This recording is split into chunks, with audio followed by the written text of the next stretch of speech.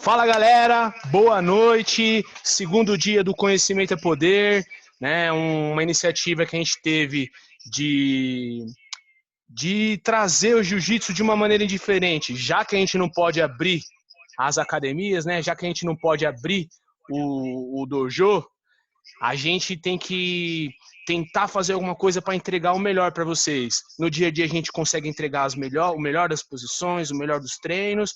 Com a academia fechada a gente vai entregar o melhor de conteúdo, o melhor hoje, um dia maravilhoso. Ontem foi um conhecimento a poder de empowerment, né? De falando de crenças limitantes, de evolução psíquica nossa, né? Foi muito legal. Ontem foi um sucesso. E hoje vai ser um dia muito legal também, que nós vamos falar da história do jiu-jitsu.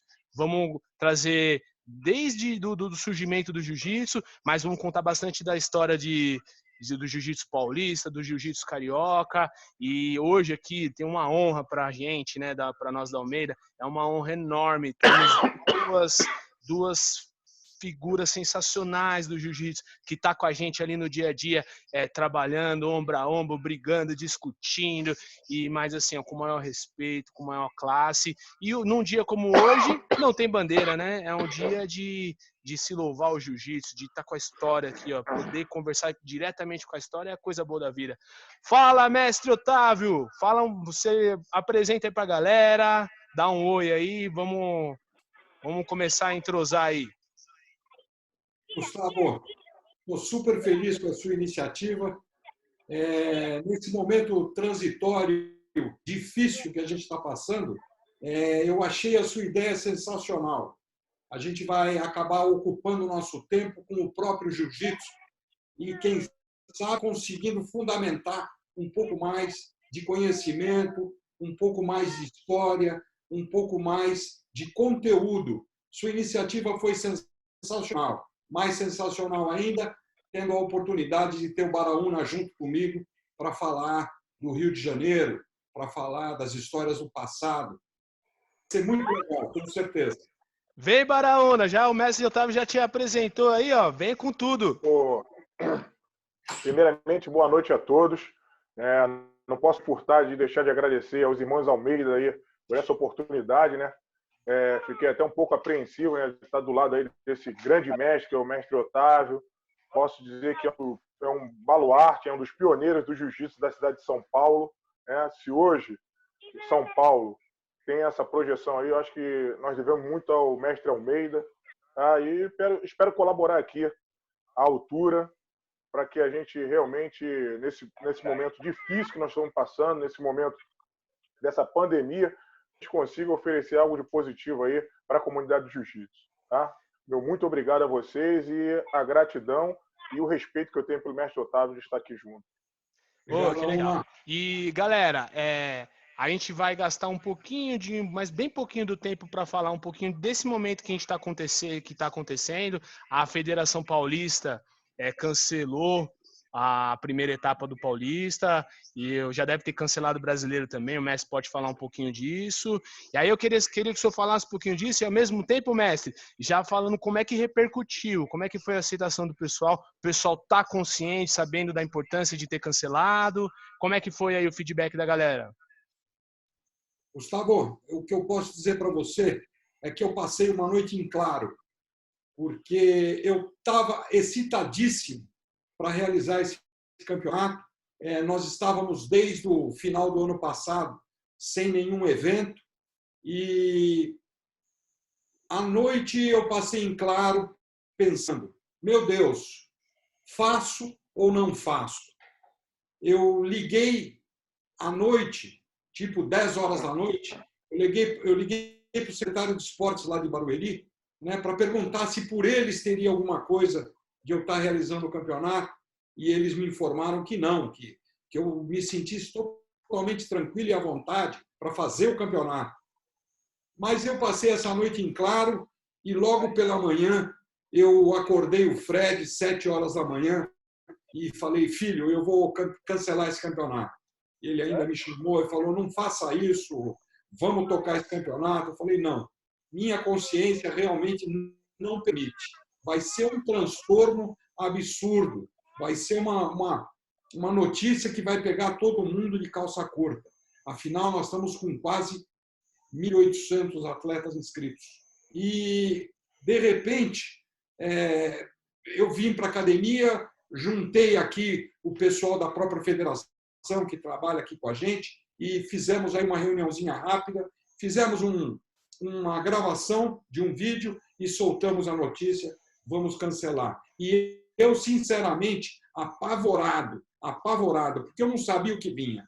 Quando começaram a chegar as mensagens de apoio, quando começaram a chegar as mensagens concordando com a minha atitude, nossa, eu dei uma relaxada que você não tem ideia. E, surpreendentemente, uma mensagem melhor do que a outra, uma mensagem mais positiva do que a outra, e me deixou tremendamente confortável, né, em saber que o pessoal acredita na gente, que o pessoal confia no trabalho da gente. Foi muito legal ouvir, ver as mensagens de atletas que sempre participaram do campeonato, até mesmo atletas que nunca haviam participado do campeonato, deixarem lá um depoimento concordando com a decisão, concordando com a atitude. Fizemos uma relação das academias com o número de atletas inscritos e um dos primeiros que eu contatei foi você, Gustavo. E quando eu conversei com você e você me tranquilizou, dizendo, mestre, minha equipe está do seu lado. Mestre, ficas relaxado e sossegado que nós estamos apoiando a federação. Velho, isso me deu uma tranquilidade, isso me deu um conforto muito grande. Baraúna, você não tem a ideia de como eu estava apreensivo, esperando tomar cacetada de todo lado. Eu fiquei muito feliz em ver que realmente eu passo tranquilidade para o pessoal. O pessoal confia na federação. Isso é muito bom. A federação normalmente ela dá um show assim de organização, né, e de postura. Não podia ser diferente, né? E aí, Baraúna, como é que tá no Rio de Janeiro em relação à pandemia aí? As academias estão fechadas? Como é que tá? Dá um toque para mim. Olha só, eu acho que esse sentimento do mestre Otávio foi o sentimento de todos nós no primeiro momento, né? Eu, no primeiro momento, fui muito egoísta, né? Porque eu tinha uma agenda marcada, eu tinha evento na África, tinha um seminário em Angola, eu tinha o evento lá do World Pro em Abu Dhabi e logo na sequência eu ia para a Califórnia, para o Campeonato Mundial. E isso aí, no primeiro momento, eu falei assim, caramba, rapaz, vou deixar de fazer isso tudo. E tinha até esquecido do meu CT aqui também no Rio de Janeiro, né? São 200 alunos que iam estar lá sem condições de ter aula, né? E depois, quando a ficha caiu mesmo, foi na segunda-feira, e aí eu comecei a acompanhar mais de perto e vi que a atitude mais acertada era fechar as portas da academia e esperar o momento, né, cara? Que esse é um momento que todos nós vamos passar. E o jiu-jitsu está de parabéns, porque eu venho acompanhando pelas redes sociais e eu acho que quase que unânime, todos tomaram a atitude certa, né? Então nós provamos aí que o jiu-jitsu está alinhado com a mentalidade dos nossos governamentais e vamos tentar, da maneira mais positiva, driblar essa pandemia aí de forma paulatina, né? Que o maior problema é atingir os grupos de risco e que essa contaminação não seja em massa. Então, uma vez que a gente tomou a atitude certa, a gente vai estar colaborando para que isso não aconteça de forma bruta, como estava sendo previsto em outros países até mais desenvolvidos que o nosso. Legal, graças a Deus. Então, assim, a gente tem que se unir mesmo, a gente tem que se juntar para fazer isso da melhor maneira, né? Galera, eu queria perguntar para vocês também, e como é que está em relação aí na academia, no dia a dia, em relação a cancelamento de plano, o pessoal está trancando matrícula, estão tendo alunos conscientes, estão tendo pessoal está participando de uma maneira positiva aí nesse momento? Os alunos estão chegando junto ou estão mandando no barco? Qual que é o sentimento de vocês nesse sentido? Gustavo, eu vou contar para você uma historinha que aconteceu há quase 55 anos atrás. Só para você ter uma ideia. Eu estou no jiu-jitsu, todo mundo sabe, né? Eu sou filho de professor de jiu-jitsu. Meu pai foi um dos primeiros alunos do mestre Jorge Gracie. E eu nasci de kimono. Ou seja, eu vivi toda essa época junto com a família Gracie, eu convivi o princípio do jiu-jitsu. E meu pai se especializou principalmente no trabalho com crianças, né? Então, meu pai tinha, naquela ocasião, quando eu ainda era uma criança, meu pai tinha grupos enormes de crianças. E, antigamente, dentro da academia, existia um currículo igual ao de escola. Ou seja, no mês de julho não tinha aula, a academia fechava, porque era férias, e no mês de janeiro a academia fechava, porque não tinha aula e era férias na academia também. Quando o papai faleceu, no momento em que eu tive que mexer nas coisas dele, eu descobri, dentre os pertences, dentro dos guardados dele, eu vi uma cartinha que meu pai havia recebido há alguns anos atrás, né? E isso me chamou muito a atenção. Era uma carta do pai de um aluno que eu me lembro perfeitamente, né? O nome dele, Luiz Gonzaga Pereira de Almeida. E o papai dele mandou uma carta para o meu pai, né? E anexado a essa carta, um cheque. E o texto da carta era mais ou menos esse. Mestre Otávio, eu até hoje não consigo entender por que o senhor não cobra mês de julho da academia, sendo que o senhor deve pagar aluguel, o senhor deve comer, o senhor deve ter as suas despesas normais dos outros meses. Então, eu estou anexando a essa carta o cheque do mês de férias do meu filho, porque eu não acho justo o senhor tirar férias e não receber a mensalidade. Isso, nesse momento, me traz uma coisa muito saudosa, né? Da integridade do papai desse aluno em saber que, mesmo no mês de férias, nós temos as nossas despesas. Nós, professores de jiu-jitsu, nós, atletas de jiu-jitsu, nós temos como ferramenta de trabalho o nosso corpo. Enquanto uma pessoa normal agacha na vida 2 milhões de vezes, nós vamos agachar no mínimo 20 milhões de vezes. Ou seja, quando vocês chegam na minha idade, vocês vão ver que os joelhos estão estragados, vocês vão ver que as costas estão estragadas, vocês vão ver que uma série de partes do corpo estão tremendamente prejudicadas. E que você já não tem no tatame o desempenho de um jovem, o desempenho de um Gustavo de Almeida. Ou seja, se você não guardar durante a sua vida alguma coisinha para que você, na minha idade, possa ter uma estabilidade, né, você vai se arrebentar. Eu conheço diversos professores de jiu-jitsu da minha idade que hoje passam dificuldades financeiras. Aliado a isso, nós temos essa crise. Se o aluno nos abandonar agora, se o aluno simplesmente interromper o seu pagamento agora, né, nós vamos passar por uma dificuldade dobrada, principalmente no meu caso.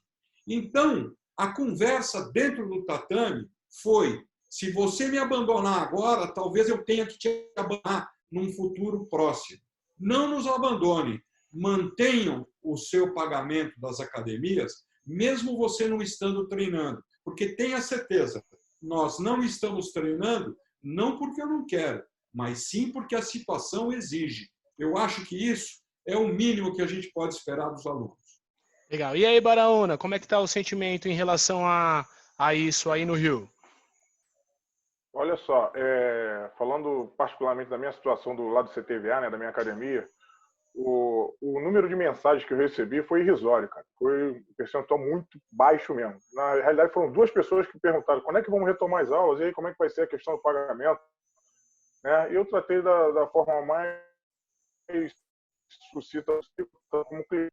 Mas eu vou pegar um gancho aí no que o mestre falou, né? A gente não pode esquecer que nós não somos só lutadores, né? Nós somos praticantes de artes marciais. Dentro das artes marciais, pelo menos para mim, sempre foi preconizado alguns valores de forma alguma. E dentre esses valores aí está a lealdade, né? E quando você se depara com uma situação dessa e você vê naquele teu seguidor, naquele cara, no teu discípulo, que ele não é leal a você, pô, dê graças a Deus que ele está indo embora, porque ele não merece o teu convívio, o teu respeito, o teu carinho, a tua admiração, certo? Não é pelo valor, e sim pela consideração. Então, eu acho que a lealdade é uma coisa que tem que estar intrínseca na relação professor e aluno, né? Mas o mestre Júlio sempre fala uma coisa, né? Nós não escolhemos os alunos, o aluno é que os escolhe. Né? E quando ele, no convívio, você acaba passando esses valores para ele. Se não está passando, deveria, né? E isso aí, essa relação fica bem aí uma via de mão dupla. Né? É a forma que eu enxergo essa situação e eu tenho certeza que aqueles que me seguem vão estar junto comigo e não vão deixar de fazer aquilo que é responsabilidade dele. Eu vou falar que eu também tô com um sentimento muito positivo em relação a tudo isso, porque a gente está se esforçando para entregar aula online, para estar junto, fazendo aqui essas transmissões, a gente está se esforçando. E hoje, curiosamente, um aluno perguntou de renovação. Então eu achei sensacional, acho que nós estamos no caminho certo, assim, né? Aqui, os alunos honrando o nosso trabalho, né? Não tem nada melhor, não tem nada melhor. Mestres, o mestre Otávio falou uma coisa no começo que eu penso muito isso, né?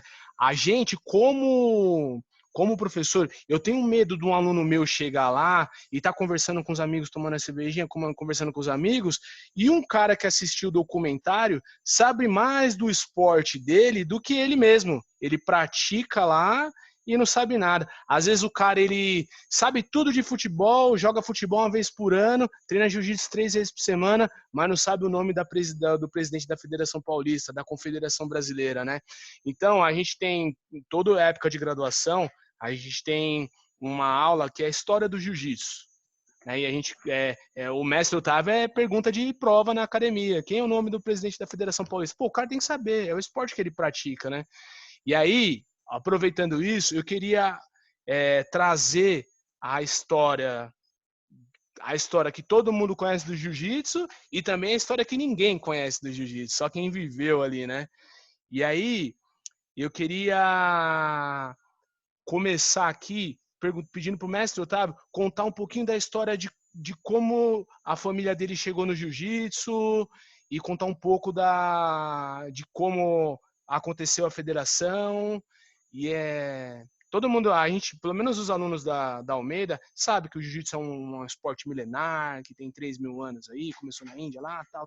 Essa história, a gente, graças a Deus, a gente está em dia. Mas eu quero saber a história do jiu-jitsu paulista, mestre, e daqui a pouco a do jiu-jitsu carioca. Pode começar, mestre. Mas, ô mestre, eu quero que o senhor venha aí com as polêmicas, viu? Quero ver aquela que ninguém conta. Então, o que eu vou contar para você é realmente a história, né, da minha família e a história da trajetória do jiu-jitsu paulista. Né? Meu pai era estudante de medicina. Meu pai cursava o 3º ano de medicina e praticava judô com os irmãos Ono. Quando o mestre Jorge Gracie abriu uma academia no Brás. E meu pai foi treinar com o Jorge Gracie, isso em 1951. Ele foi treinar com o Jorge Gracie, lá no Brás, e se apaixonou pelo jiu-jitsu. A família Gracie sempre foi muito nômade, né? Eles estavam um dia aqui, outro dia lá, um dia abria academia aqui, se mudava para lá. E um dia o Jorge Gracie chegou para o meu pai e disse: Otávio, eu vou para o interior de São Paulo e enquanto eu estiver lá, você, por favor, puxa as aulas aí. Porque meu pai teve uma ascensão muito rápida, né? Ele já chegou faixa preta de judô e em pouquíssimo tempo ele já estava participando ali até como instrutor do mestre Jorge Gracie. Jorge foi para o interior, mais precisamente ali para os lados de Araraquara, para o lado de São Carlos, aqueles lados lá. E um mês depois, nada do mestre Jorge voltar. 2 meses depois, ele manda uma mensagem para o meu pai, que naquela época não tinha celular, não tinha nada disso, manda uma mensagem dizendo que ele iria demorar um pouco mais. Meu pai pediu para falar com ele pelo telefone, ele fez uma ligação para o meu pai, dizendo: mas escuta, o que eu faço? A academia aqui? Ele falou: vai se virando aí. Né? É um jeito muito normal da família Gracie lidar com a coisa. Né? E passado um tempo, Meu pai continuou dando aula lá. O Jorge liga novamente dizendo, olha, pode fechar a academia, porque eu não vou voltar, eu vou ficar por aqui. Meu pai foi comunicar aos alunos para notificar que iria fechar a academia por ordem do Jorge Gracie. E os alunos pediram a ele para que continuasse puxando os treinos e que não fechasse, não.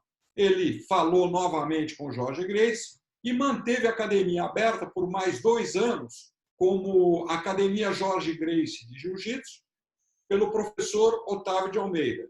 2 anos depois, ele entrou em contato novamente com o Jorge Gracie, pedindo autorização para usar o nome dele no jiu-jitsu. Aí o papai começou a implantar o jiu-jitsu Otávio de Almeida. Começou a dar aula para criança, e naquela época sentaram a lenha nele, dizendo que jiu-jitsu não era coisa para criança, não, que ele tinha que ensinar era adulto, não criança. E ele continuou e se especializou em criança. Chegou uma época em que o papai sozinho tinha 350 alunos de criança, né? Fora os adultos. E isso eu tomei conhecimento depois que o papai faleceu, quando eu comecei a mexer nas coisas dele, porque até então eu jamais havia tocado em uma coisa sequer na parte da administração da academia. Eu ajudava como instrutor, eu ajudava como professor depois de preta, mas na parte de administração eu pouco fazia. E aí a coisa veio tomando vulto, né? Aí, quando ele começou a tomar vulto, o mestre Hélio Gracie, para combater o Otávio de Almeida em São Paulo, mandou o Pedro Emetério para cá. E, no princípio, veio com muito apetite, né? Do tipo, vamos dar um jeito aí de fechar o Otávio de Almeida, né? Mas isso não aconteceu. O Pedro se especializou em aulas particulares, ele dava exclusivamente aulas individuais, e isso não chegou a afetar em nada o tatame Otávio de Almeida. E a coisa cresceu, a coisa tomou vulto, ficou instalada há muito tempo no Brás, depois foi para a Rua Augusta, e da Rua Augusta foi para a Rua da Consolação, onde ficou estabelecida lá por mais de 15 anos. Aí, passado esse tempo, né, eu comecei a pressionar meu pai para que a gente abrisse um tatame maior, para que a gente mudasse para um lugar maior, pois nós estávamos na Rua da Consolação e ali uma rua dificílima de estacionamento e tudo isso, né? E papai acabou concordando. E em 1973 nós abrimos o nosso tatame ali em Pinheiros, na Rua Lisboa. E ali nós ficamos por mais de 30 anos, né? A academia sempre foi muito bem, sempre teve um patamar excelente em quantidade de alunos e qualidade de alunos, né? Nós sempre tivemos um relacionamento muito bom, um relacionamento tão bom que o Baraúna tem com os seus alunos. E isso não modifica muito, né, daquela responsabilidade do professor com o aluno e do aluno com o professor. Legal. E mestre Baraúna, conta um pouquinho da sua história. Como começou no jiu-jitsu aí, conta a história da GF Team, da equipe GF Team, para a gente conhecer um pouquinho mais. Claro, claro. Você... É uma honra conhecer essas lindas histórias. E aí também já aproveitar e dar um toque, tem mais de 50 pessoas no meu Facebook acompanhando ao vivo, e aí tem mais de 110 pessoas aqui na nossa live. E aí, se vocês quiserem compartilhar no meu Facebook para mais pessoas verem no de vocês também, dá tempo ainda, que nós estamos começando agora. E graças a Deus está indo tudo bem. Vamos lá, mestre Baraúna, fala um pouquinho pra gente. Vamos sim. Eu conheci jiu-jitsu, cara, com 8 anos de idade. A história é até um pouco contraditória. O que acontece? Eu, quando criança, era muito pequeno, gordinho e baixinho, cara. E a minha mãe já trabalhava na área de saúde, né? Falou, poxa, chegou pro meu pai, poxa, esse garoto não tá crescendo, tô preocupado. Eu, com 8 anos de idade, era muito pequeno. Ela foi me levou no médico na época e o médico deu 2 sugestões a ela. Ou a gente dá um hormônio para ele crescer, né? Ou bota ele para fazer uma prática esportiva. E com esse biotipo eu aconselho que coloque ele no judô. E assim foi. Aí conversou, meu pai e minha mãe em casa, minha mãe achou melhor não, dar hormônio não, vamos acelerar esse processo não, vamos botar ele no judô.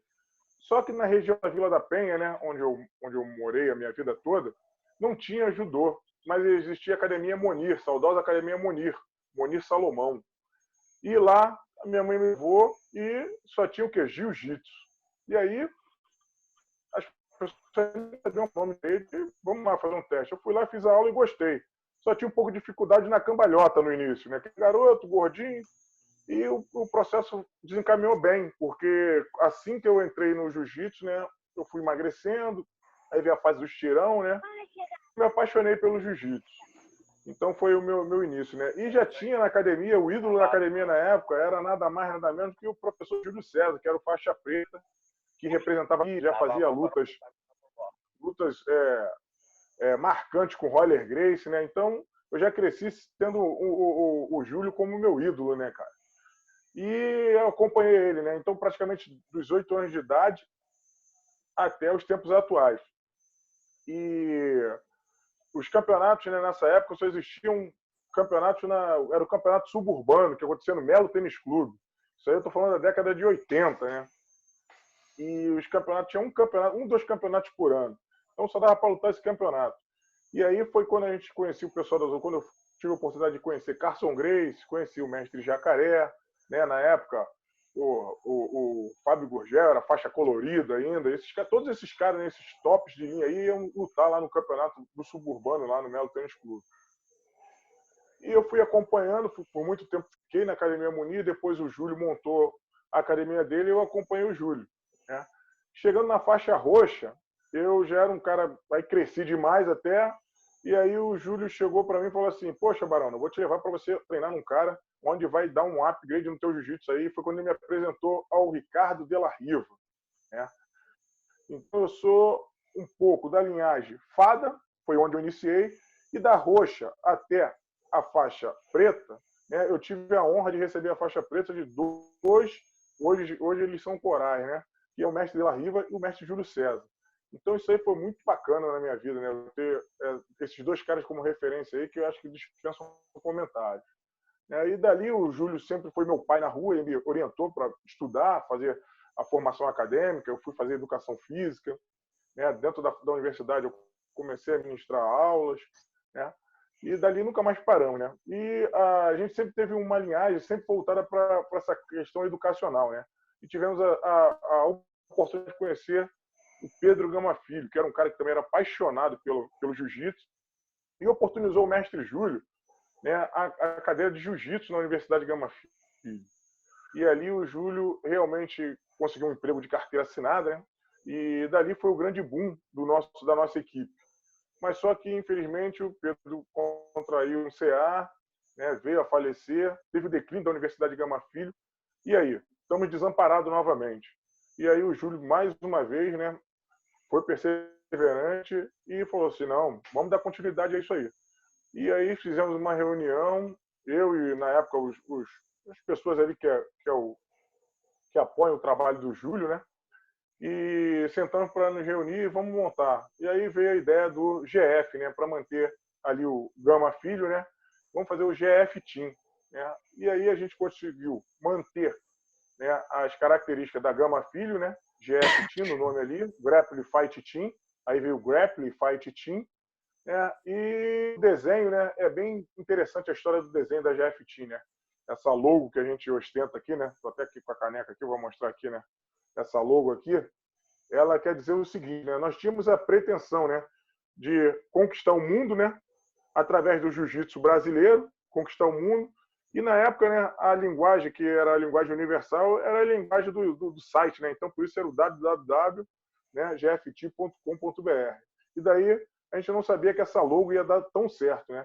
E se tornou essa potência mundial que hoje estamos aí espalhados em todos os continentes, né? Mas esses créditos aí vai para a perseverança, né?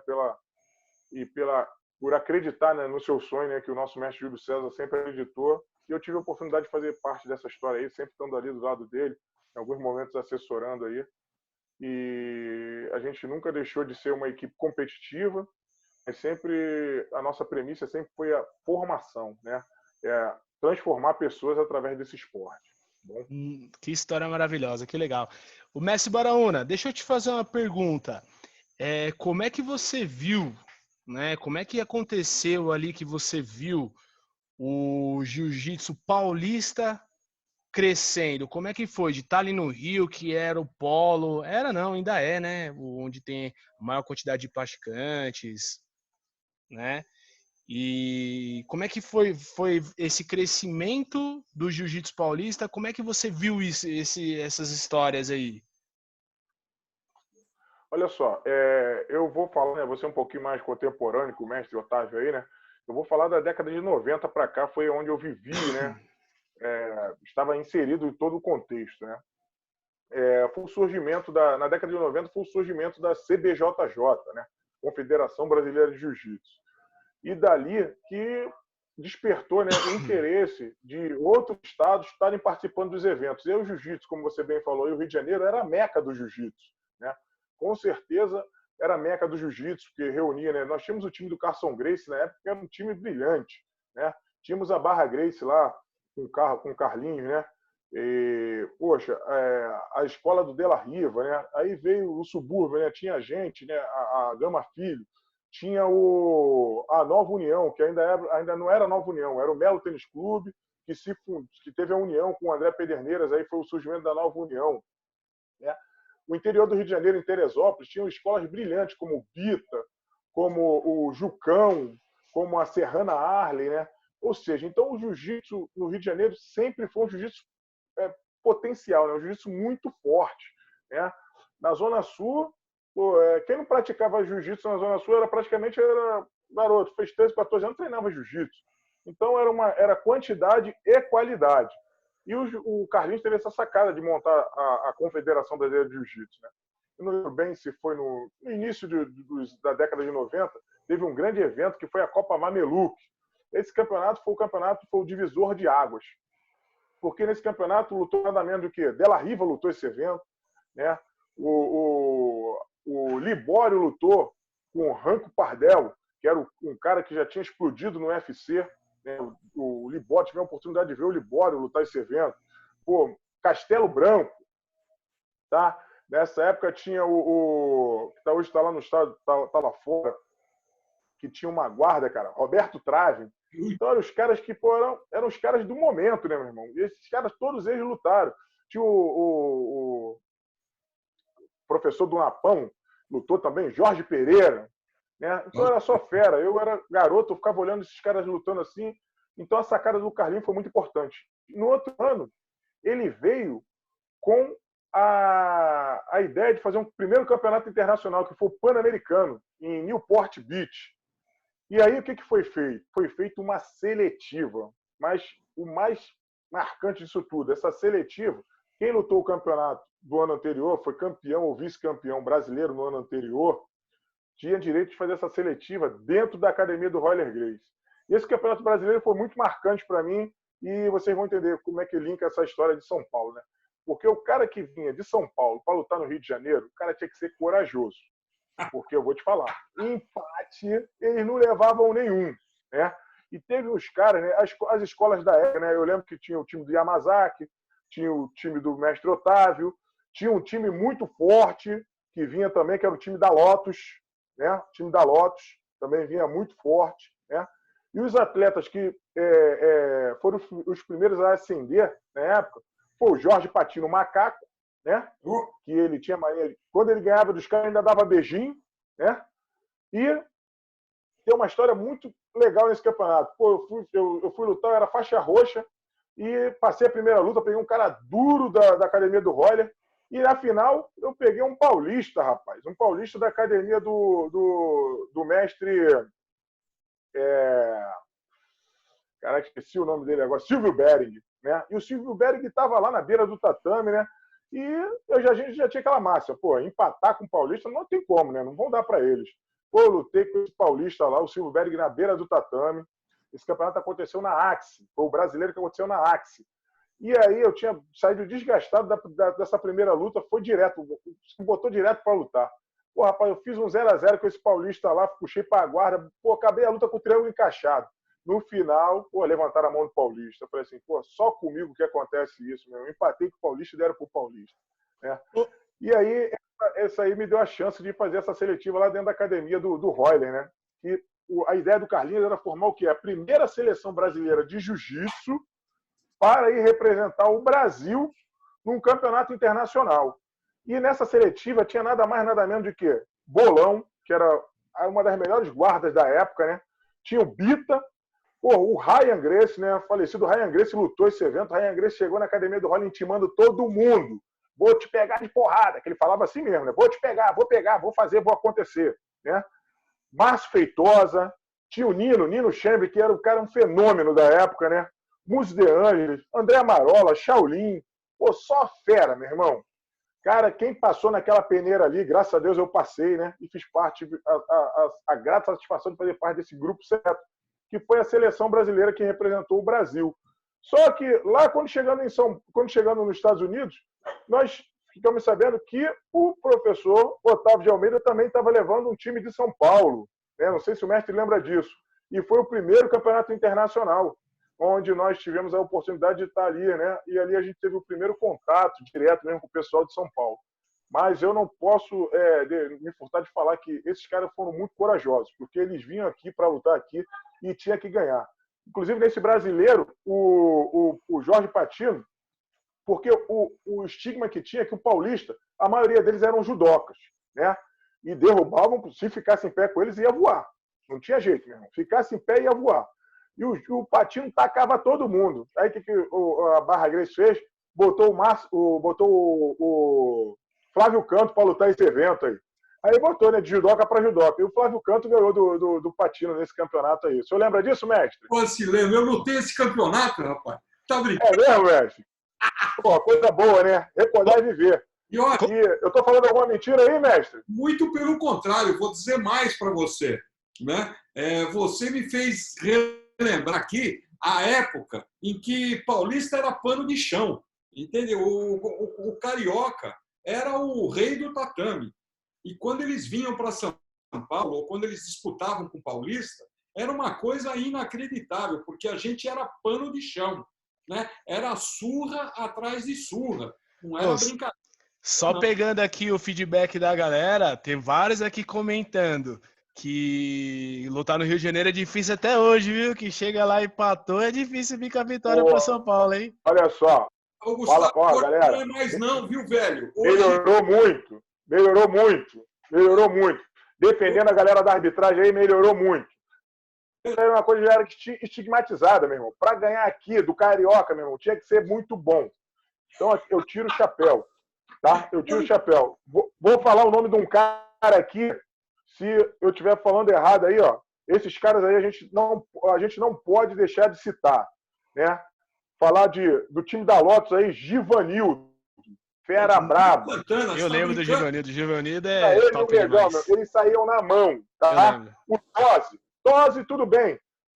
Era um judô muito bom, né? Se deixasse pro chão, ele tinha, não sou eu que estou falando, ele tinha um rótulo, né, de ser um cara muito, um jogo muito truncado. Então eu não gosto de falar que ninguém é amarrão, entendeu? Mas ele tinha um jogo muito truncado, né? O Macaco dava show. O Macaco ganhando ou perdendo, a luta dele era sempre boa, entendeu? Arrastava multidão, rapaz. Arrastava. Depois, vocês viram um que quebrou a banca. Esse aí não tem como deixar de falar dele, que foi o Margarido. Porra, o Margarida deu show. Não deu show, deu show e provou, né? Naquele Mundial lá que ele fez de motinha lá, né? Ganhou peso absoluto, né? Tudo bem que ele veio treinar no Rio de Janeiro. Mas ele era o cara de São Paulo. Dentro do tatame, né? Hã? De modo dentro do tatame. O Yamazaki também trazia muita gente boa. E também vocês têm uma história muito brilhante, que foi a luta do Barbosinha com o Roller Gracie também, né? Barbosa foi um cara que também veio para... é um cara marcante no jiu-jitsu de São Paulo. É oriundo do judô, mas a carreira dele no jiu-jitsu foi brilhante. E, por último aqui, eu não posso deixar de falar desse cara, Demian Maia. Eu tenho uma passagem com esse cara que vocês... eu acho que eu nunca tive a oportunidade de falar isso da forma que está falando aqui para muita gente, né? Mas o Demian, ele ainda faixa azul, devia de ser médio ou meio pesado. Eu trabalhava já na Confederação Brasileira e o Demian chegou atrasado, né? Antigamente as chaves eram feitas à mão, né? E o que aconteceu? O Demian chegou lá, muito educado. Ei, moço, posso falar com o senhor? Fala aí, Kevin. pô, meu. Eu falei, quando ele falou, pô, meu, eu falei, ih, é paulista, ó. Pô, peguei um ônibus, vim da rodoviária, me perdi para chegar aqui no Tijuca. E eu cheguei, a minha categoria já passou. E eu tenho que voltar com a medalha para São Paulo, porque eu tenho um patrocinador lá, eu tenho que levar com uma medalha, não sei o quê. Ele me emocionou com a cara dele. Eu fui no falecido Beto Ferrão, que era o responsável em fazer as chaves, né? E aí eu cheguei, pô, Beto, pô, tem um paulista ali, meu irmão, que chegou aqui agora, todo perdido. Porra, falou que tem que levar uma medalha de qualquer jeito, a categoria dele já passou.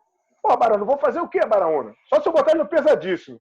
Eu dei aquela risadinha de canto de boca, falei, vou ferrar esse paulista. Jogamos ele no pesadíssimo. Porra, eu cheguei, paulista, tu quer lutar mesmo? Quero sim. Falei, tá bom. Então vou te botar aqui no pesadíssimo. Tu quer lutar mesmo? Ele falou, pode me botar que eu luto. Falei, caraca, o paulista é brabo. Eu falei, porra, um gordão desse vai amassar esse paulista e vai voltar enlatado para São Paulo. Mas o problema é dele. Fui lá, safei ele, botei o nome dele lá e tá legal. Esqueci dele, continuei trabalhando no evento.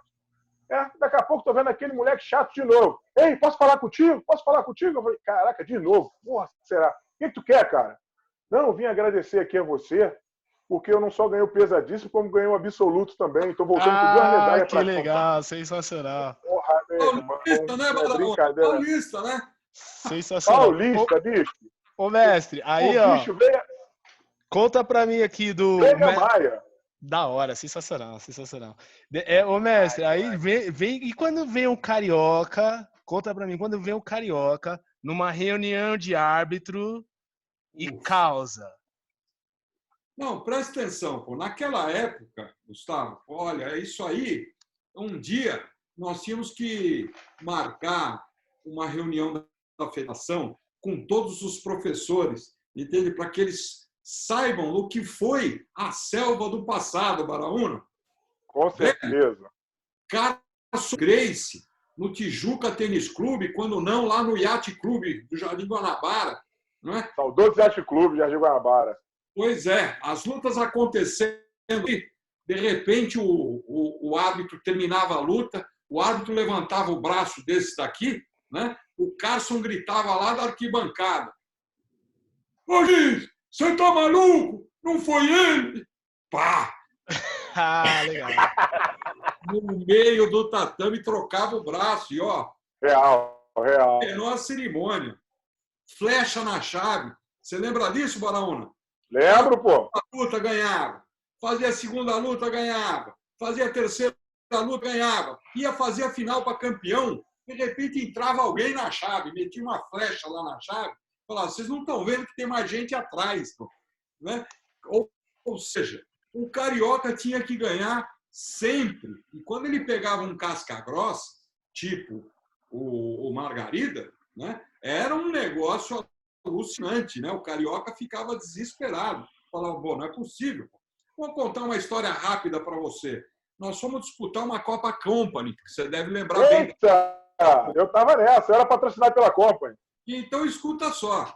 Nós fomos numa equipe de 5 aqui de São Paulo para disputar a Copa Company no Rio de Janeiro. Né? E aí a inscrição era relativamente feita na hora ali, quando não era feita um dia antes, por telefone, qualquer coisa assim. Né? Nós chegamos e na minha equipe estava o Luciano Zafir e na minha equipe estava um professor chamado José Eugênio Pereira de Almeida, levinho toda a vida. Né? Primeira luta do Zé Eugênio, Royler Grace. Quando o cara acabou de chegar, você vai botar ele de cara com o Royler? Não, é o único lugar que tem na chave, coloca ele lá, não sei o quê. Perfeitamente, né? Bom, entrou, até que deu ali 2 minutos de jogo, mas o Royler atropelou o Zé Eugênio, meu faixa preta lá, né? Eu fui na mesa, né? Falando, mas escuta, ô Carlinhos, pelo amor de Deus, rapaz, eu venho de São Paulo, rodo 400 quilômetros, você me bota o cara de cara com o Royler Grace, pô, não é brincadeira. Inscreve o meu garoto aí no absoluto. Falou, meu, não tem como, pô, ele já perdeu a primeira, não tem, ele não pode lutar absoluto. Pô, Carlinhos, pelo amor de Deus, o cara veio de São Paulo, ele tem vontade de lutar, bota ele na chave. Ah, bom, eu vou colocar. Aí chama no microfone, primeira luta do Zé Eugênio, Rickson Grace. Ai! Nossa! Olha, o ginásio inteiro. Gustavo, foi um negócio alucinante. O ginásio inteiro, né? Cumprimentou, deu. O ginásio começou assim, ó. 1, 2, 3, 4.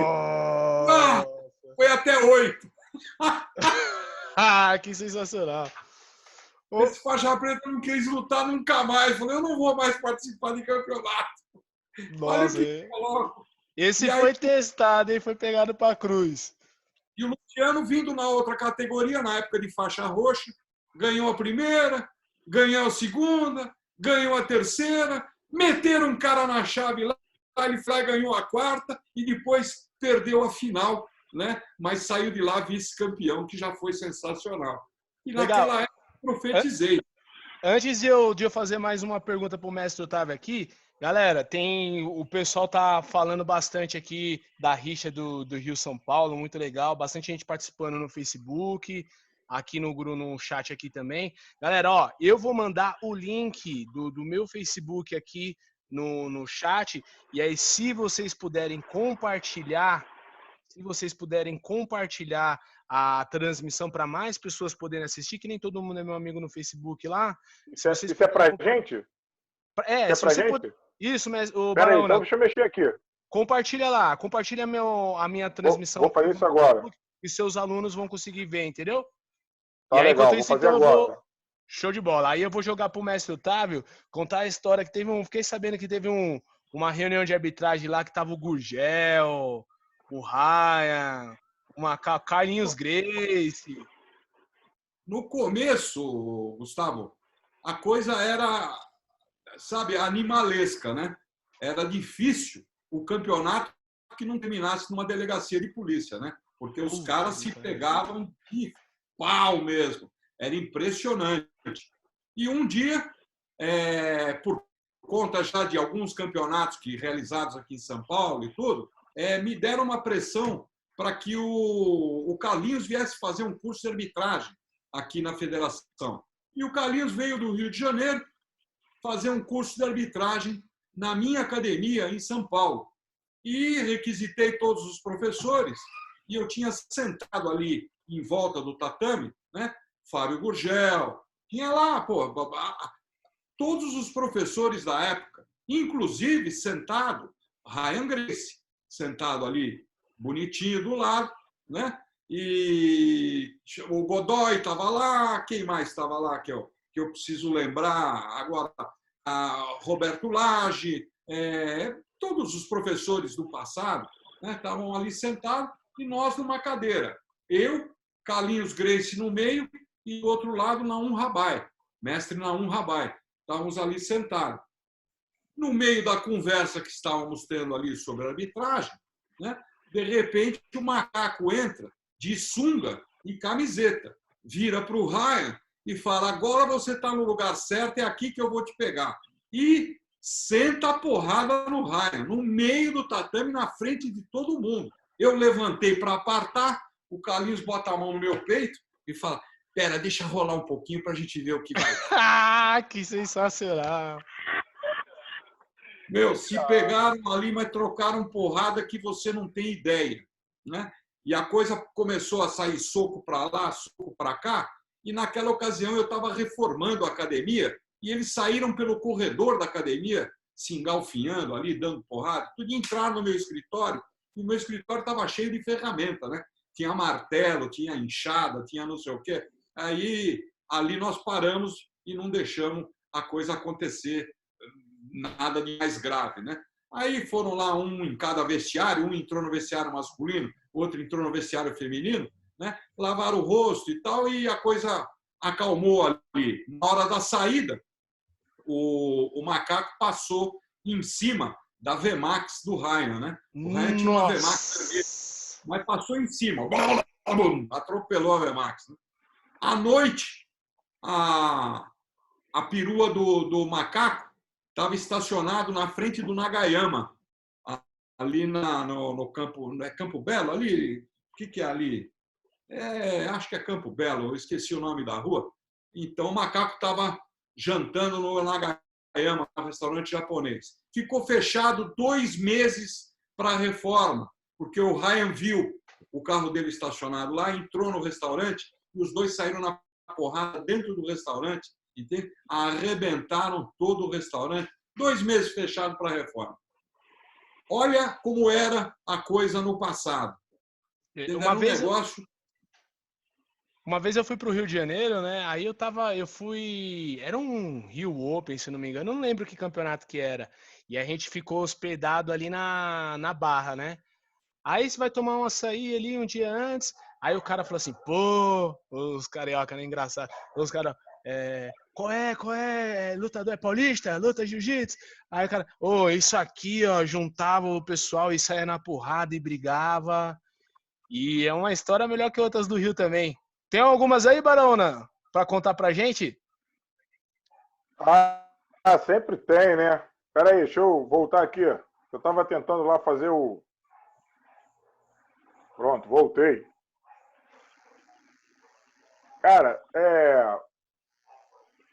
falar dessas etapas aí, né, cara? Não lembrar do nosso saudoso Ryan Gracie, né, cara? Pô, as brigas dele com o Valide também eram brigas que, pô, era um show à parte na competição, né, cara?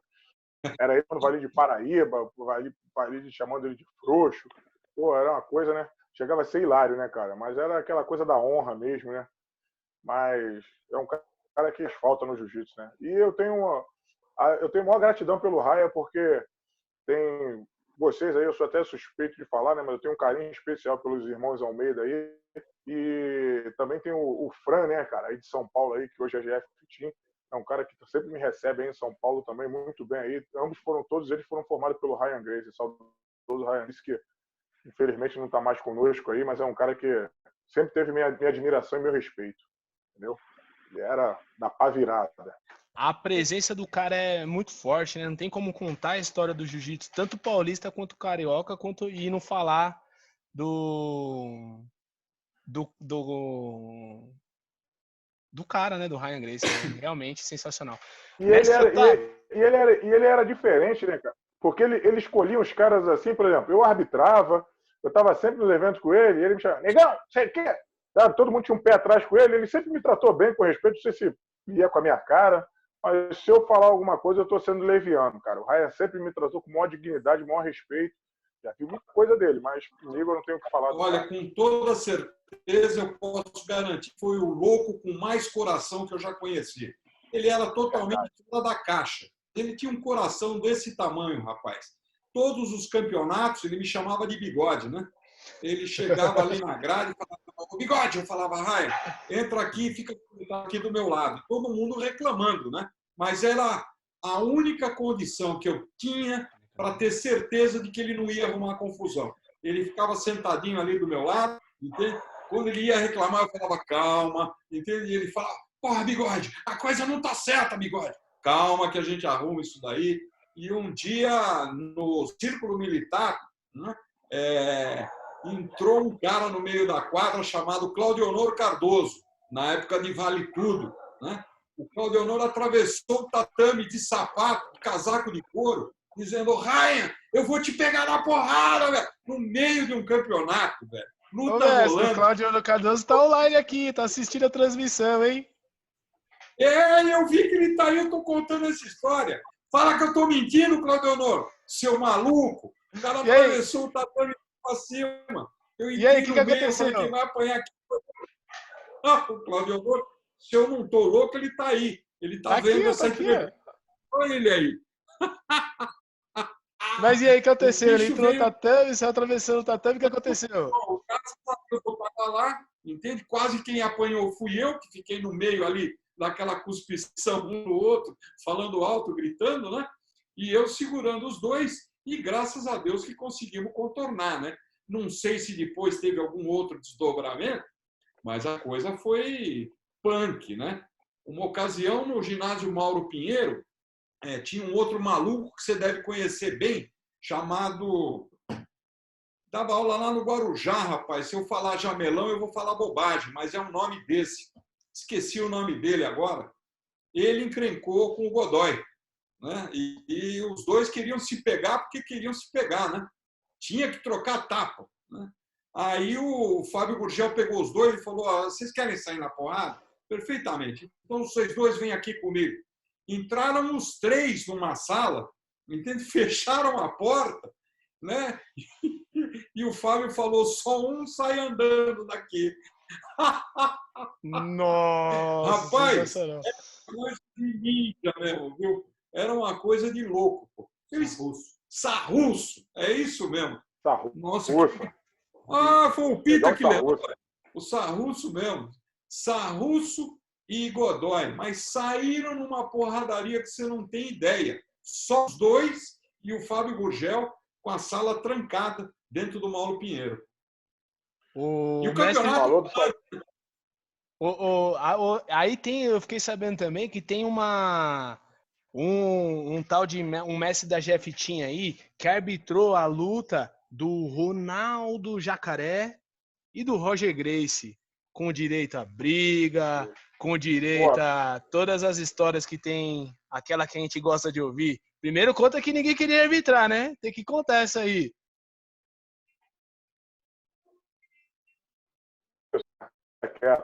Mas antes disso aí, eu também já fui vítima de uma casinha aí em São Paulo também, cara. Pô, quando começou aí no início da Federação Paulista, uma vez fomos convidados para lutar um campeonato aí em São Paulo. Aí tá legal, na minha categoria eu lutava de pesado, né? Aí tinha o Godoy. Pô, o Godoy dava para lutar tranquilo, pô, Godoy, toca, tudo, sabia, mas já conheci o jogo do Godoy, né? Aí tá legal. Quando eu vim para fazer a inscrição, lá tinha um Godoy de pesado. Pô, chegou na hora, irmão, o Godoy desceu, acho que foi pro meio pesado, né? E eu ia ficar sozinho. Aí automaticamente me jogaram pro pesadíssimo. Não, era pro super pesado. Aí eu peguei nada mais um napão pela proa, cara. Porra, bicho, o napão dava uma máquina na época. Eu falei, mas por que eu tô com o napão aqui? Ah, não tinha, não sei o que. Tem que dar um jeito com o napão. Eu falei, não vou, já tô aqui, né? Não vou sair, vou correr do pau, não. Pô, fui pular na guarda, dei a maior sorte do mundo. Pulei e caí montado no napão. Porra, mas eu achei que tinha dado sorte, meu irmão.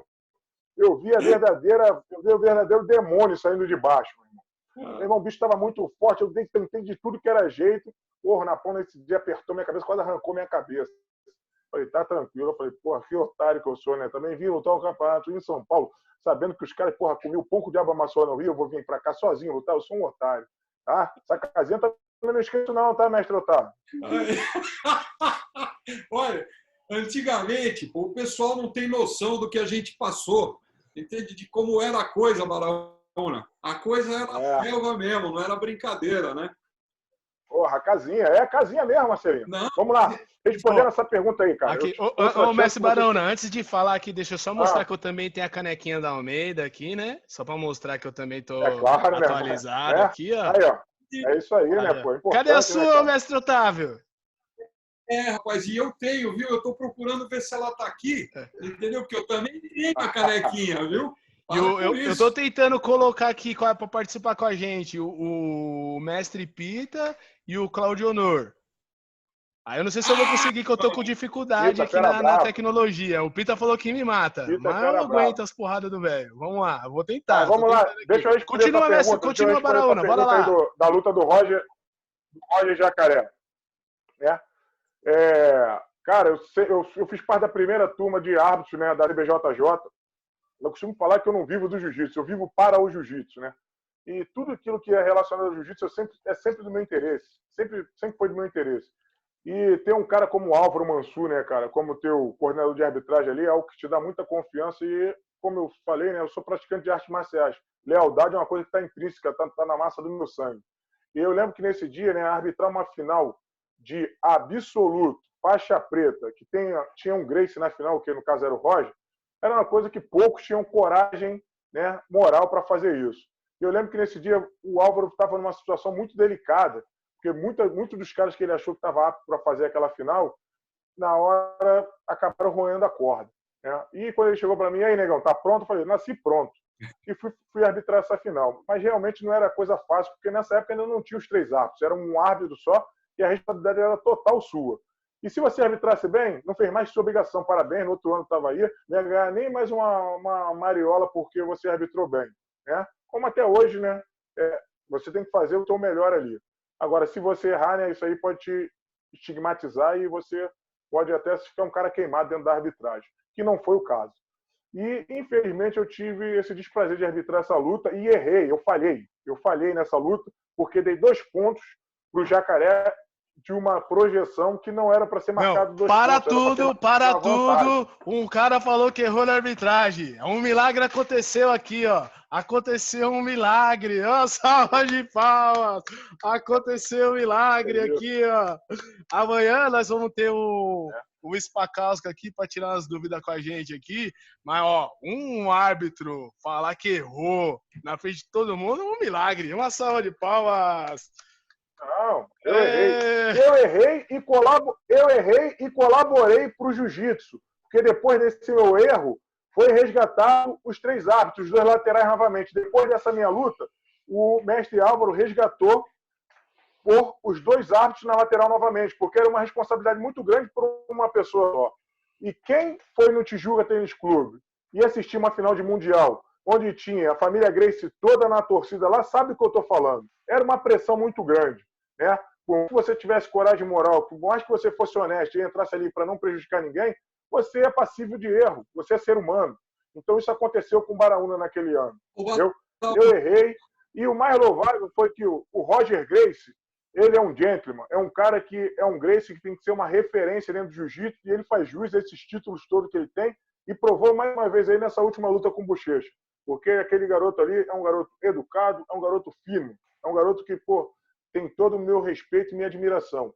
Que mesmo assim, com a minha falha, ele saiu do tatame, ele apertou minha mão e saiu dali. Não é meu amigo, mas eu tenho esse respeito por ele, porque ele tinha todos os motivos ali para fazer uma opção de malcriação, me xingar, falar uma opção de coisa, e eu nunca vi ele teve a oportunidade de falar mal, botar na conta da arbitragem. Ele falou que foi um erro da arbitragem, mas em nenhum momento ele tirou isso. O Baraúna foi maltrato, o Baraúna roubou. Então, hoje eu estou tendo essa oportunidade aí, assumo o meu erro, né? Não tive a intenção de prejudicar ninguém, mas sou passivo de falhas, e depois daquilo ali me renderam até boas coisas. Passei a ser coordenador de arbitragem na Federação do Estado do Rio de Janeiro, em outros órgãos aí. Até hoje eu trabalho dentro da arbitragem aí, procuro estar sempre estudando. Vocês falaram uma coisa muito interessante no início aí, que às vezes o cara treina jiu-jitsu, né, e não conhece do jiu-jitsu, não conhece a história do jiu-jitsu e não conhece a regra do jiu-jitsu, que é uma das regras mais complexas que existe dos esportes, pelo menos os que eu conheço, né? E eu falo que a gente é o único jogo que você entra para brincar e você não conhece as regras. E eu vejo até hoje pessoas, é muito mais fácil botar na conta do árbitro, né, que ele errou, que ele teve mal intencionado, e muitas das vezes nós profissionais que trabalhamos dentro do jiu-jitsu não temos conhecimento da regra. Que eu falo para você, a cada momento eu estou sempre aprendendo alguma coisa no jiu-jitsu, e até porque a nossa regra é muito dinâmica, né? Cada dia está mudando aí também, entendeu? Então eu tive essa participação dentro do jiu-jitsu aí, em ter arbitrado essa luta, que também falo que ele não ganhou a luta, né, mas o resultado poderia ter sido diferente, o Jacaré ganhou nas vantagens, mas aqueles 2 pontos realmente não existiram. Mas somou para o jiu-jitsu, porque depois dessa luta foi resgatado os 2 árbitros laterais aí. Então, se foi bom para o jiu-jitsu, teve crescimento, né? Eu, infelizmente, fui o cara que cortei ali na faca, ali no sangue, mas somou, foi bom. Galera, ó, estamos aqui, muita gente online, tanto aqui no aplicativo do Zoom, quanto no ao vivo aqui no Facebook, né? Alex Araújo, Diogo Bittencourt, Simone, Iago Carvalho, aí que tem os nomes aqui, Bigode, ó, a Dani, o Clã, Emerson dos Santos Berrini, Felipe Gaspar, Gabriel Martoni, Klaus, muita gente, graças a Deus tá bombando. E aí eu queria pedir de novo, para tanto no Facebook quanto no aplicativo Zoom aqui, manda o nome da equipe, para eu ver quais são as equipes que estão participando, só pra gente fazer um balanço aí de como é que tá a quantidade de pessoas participando. E só pra gente ter noção aqui de como estão as coisas. Mestre Otávio, eu fiquei sabendo que teve eu não conheci pessoalmente, né? Eu não tive essa honra de... Eu vi em campeonato, né? Mas não tive amizade, não tive convívio com o mestre Adilson. E tem uma história dele aí com briga também. O pessoal mais pra frente. Conta pra gente, mestre Otávio. Olha, o Adilson, sem dúvida nenhuma, foi um dos caras mais humildes e mais competentes que eu conheci. Eu o conheci numa situação muito delicada, né? Baraúna, quando eu falo que o pessoal de hoje não tem o menor conhecimento do jiu-jitsu do passado, entende? Você, que é das antigas, sabe o que eu estou falando. Antigamente, a coisa era de que praticante de jiu-jitsu tinha que ser pau Pereira. É aquele cara que não quebrava nunca. Nós éramos inquebráveis. E o jiu-jitsu do passado é muito diferente do balé que é praticado hoje nos campeonatos. Antigamente, o nego metia a mão no seu pescoço, velho, e não é brincadeira, não. Não era vantagenzinha uma vantagem aqui, punição ali. O nego, a hora que pegava, ele não queria saber onde ele estava apertando. Ia nariz, ia dente, ia tudo. E só tinha cacique. Índio não fazia parte do calendário de qualquer competição de jiu-jitsu. O Adilson, eu conheci, olha a situação, primeira graduação de faixas pretas do estado de São Paulo, feito em Novo Horizonte por Carlos Gracie Júnior, e eu já era presidente da Federação Paulista de Jiu-Jitsu. Nós chegamos em Novo Horizonte e o Carlinhos me chamou numa sala e falou: Otávio, estão aqui os certificados que nós vamos entregar dos faixas pretas do Estado. Eu queria que você assinasse. Tinha ali uma assinatura do meu nome como presidente da federação. E ele me deu esses diplomas para eu assinar, e esses nomes haviam sido elencados, havia sido ditado pelo mestre Naum Rabai. E o mestre Naum não tinha conhecimento de muitos nomes que estavam ali. Ele sabia da existência, mas ele não sabia do pedigree, né? Então, de repente, aparecia lá algum nome, né, que eu nunca tinha ouvido falar. Desculpe, pô. Eu sou das antigas, pô. Eu sou fundador da federação. Eu sei quem é quem. Uma vez eu fiz um seminário com o Marcelo Bering na minha academia em 1984. Sabe quantas faixas pretas eu consegui reunir, Baraúna? 20. 20. Eu saí gritando para todo lado. Olha, o Marcelo Bering vai dar um seminário na minha academia. É sábado, é um seminário de dia inteiro. O seminário começou às 9 da manhã, parou ao meio-dia, começou às 2 da tarde e foi até às 6 da tarde. Não é essa aulinha que hoje, 1h30, está tudo resolvido, não.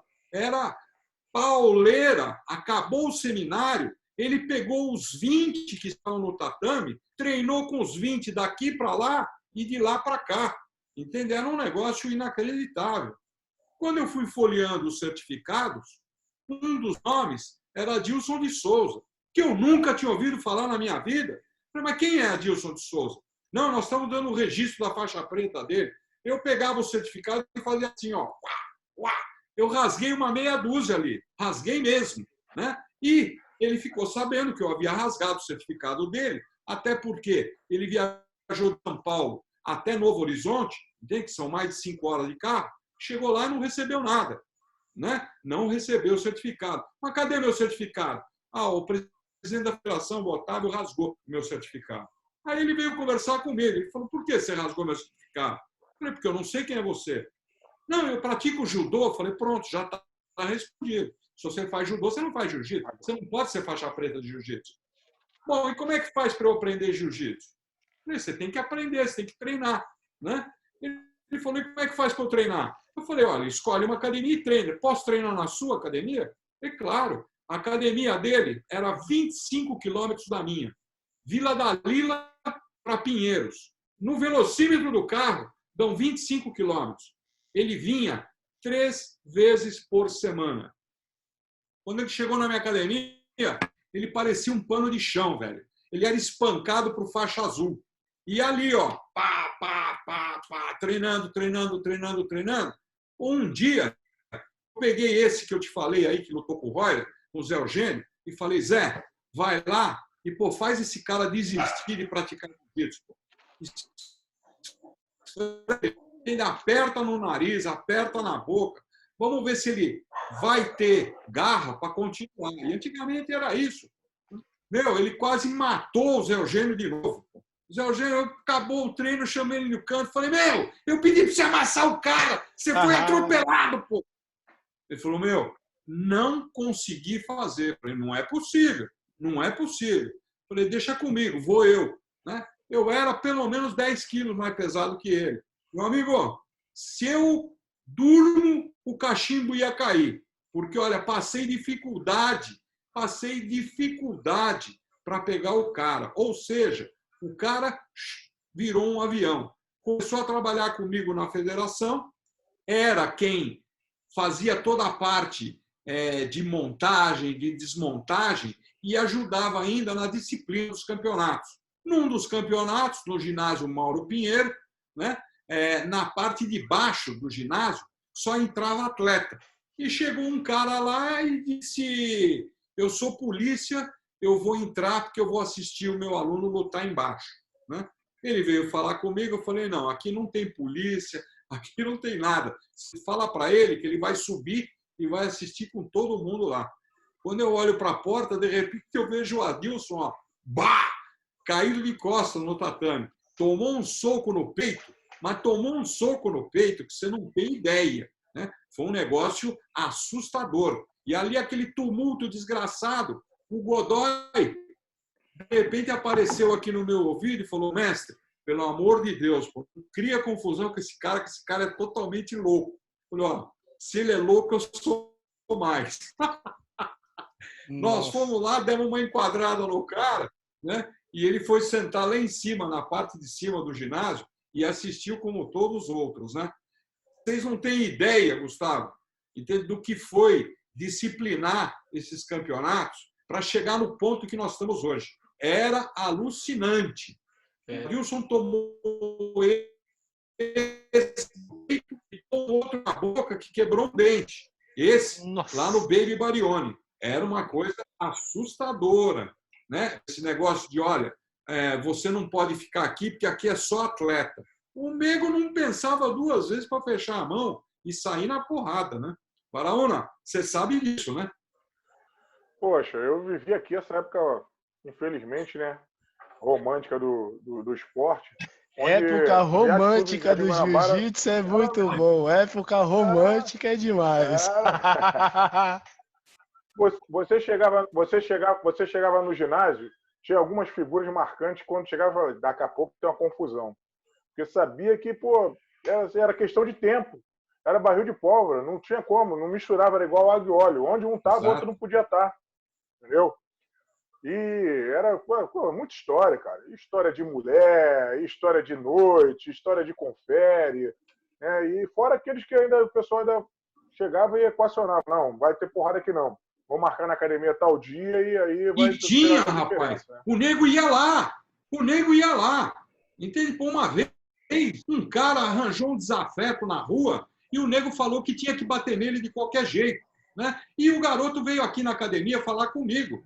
Escuta, o cara disse que tem que bater de qualquer jeito. Eu virei para ele e falei, meu, chama ele aqui na academia e vamos resolver aqui dentro do tatame. Meu, o cara veio, Baraúna, o cara veio. Era isso antigamente. Aí sentou todo mundo em volta do tatame ali, né? Tracei a regra. Falei, ó, o primeiro que falar para, a gente para e acabou. Não tem mais confusão. Tá certo assim? Bom, tá certo. E os dois não saíram na mão?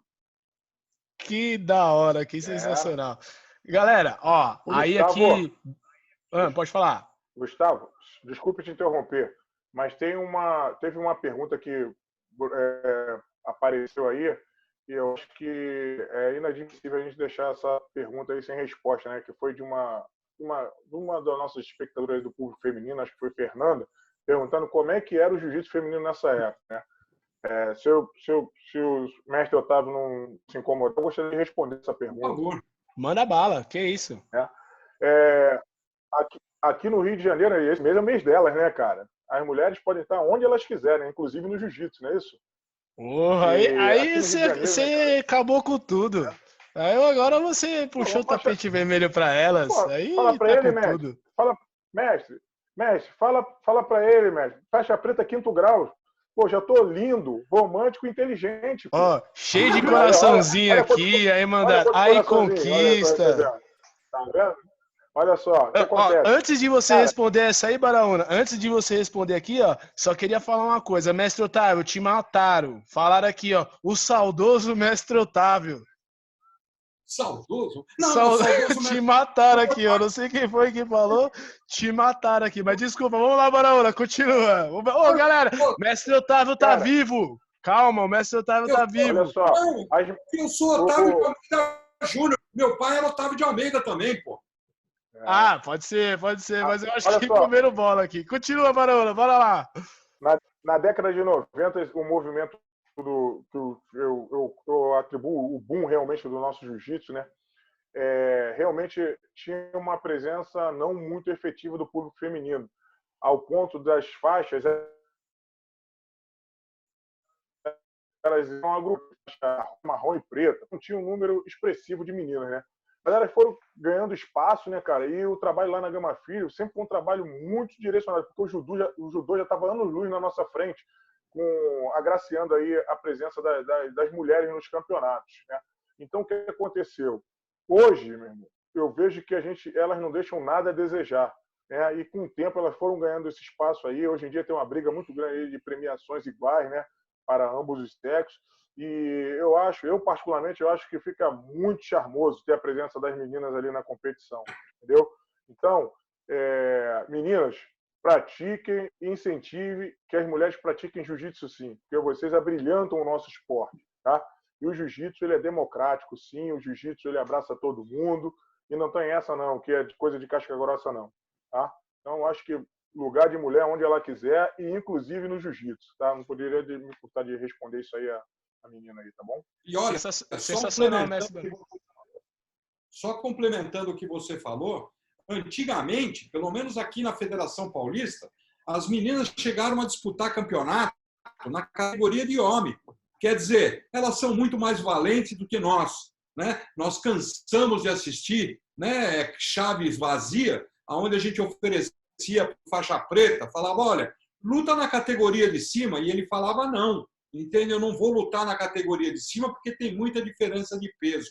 Tinham meninas, Patrícia Lage, Cristiane Yukari, tinha uma menina do macaco que eu estou tentando lembrar aqui, Simone Ribeira, né? Essas meninas chegaram a disputar em categoria de homem por falta de adversário, né? E iam lá e representavam muito bem. Ainda hoje, a gente tem uma seletiva que acontece no final do ano, onde disputam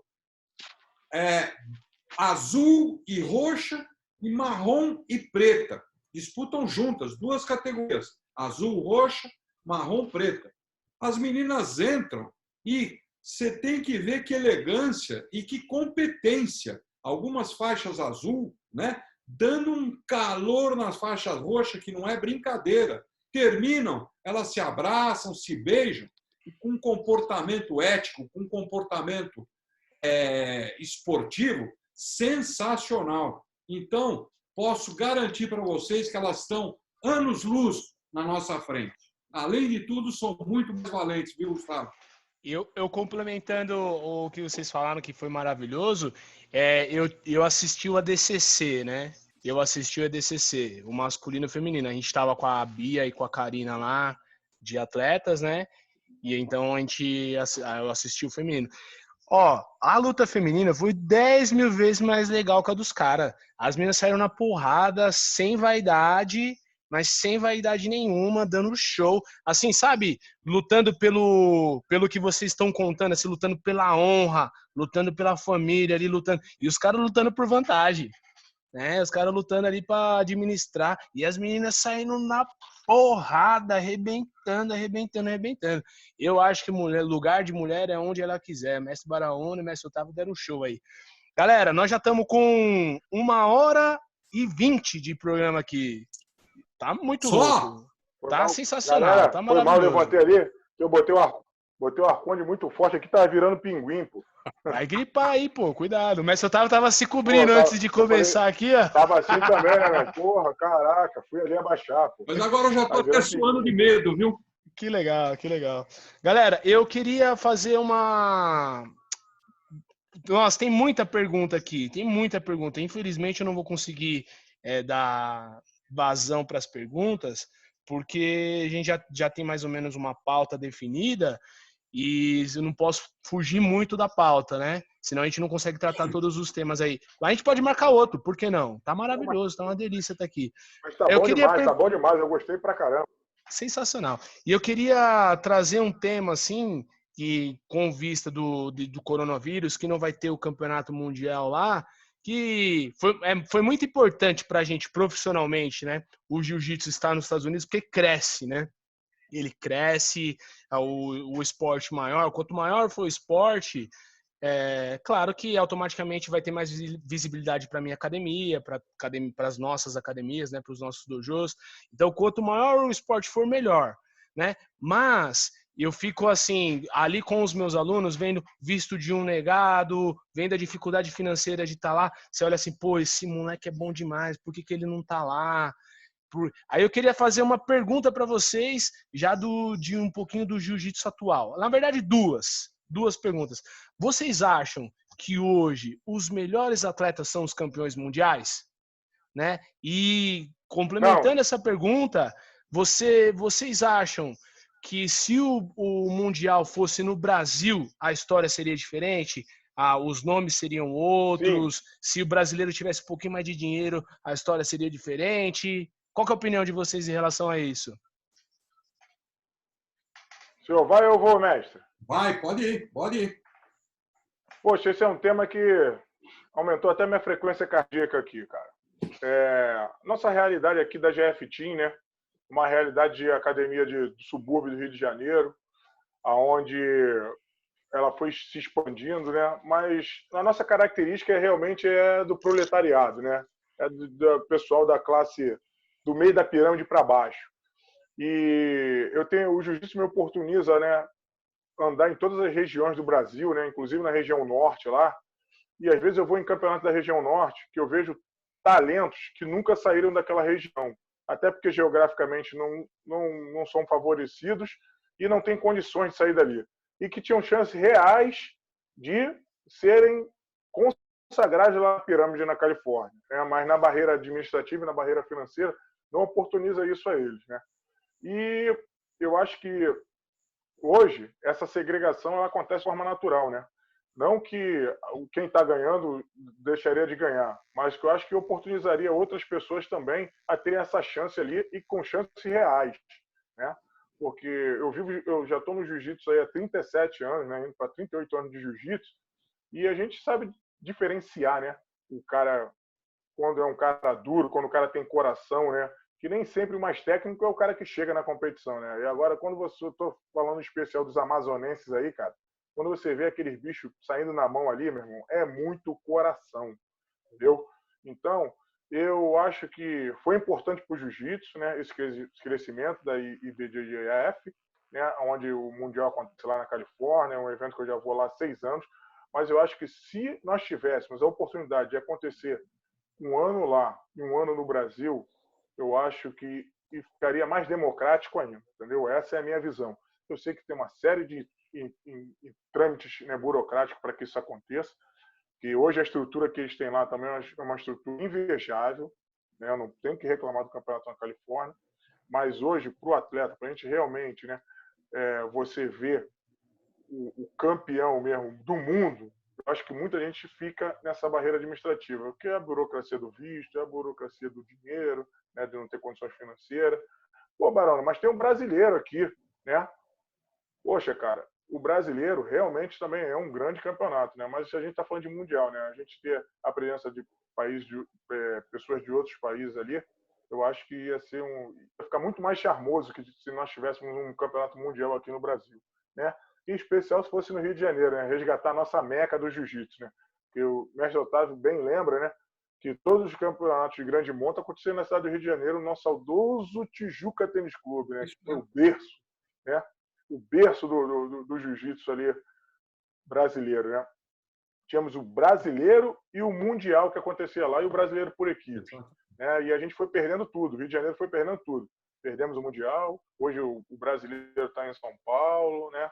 Então a meca do jiu-jitsu realmente ela está carente, né, de eventos de grande monta aqui, e eu acho que a gente não ia deixar a desejar, né? Hoje com esse legado olímpico, né? Hoje nós temos agora aqui algumas estruturas que atenderia brilhantemente esses campeonatos de grande porte aqui na cidade do Rio de Janeiro.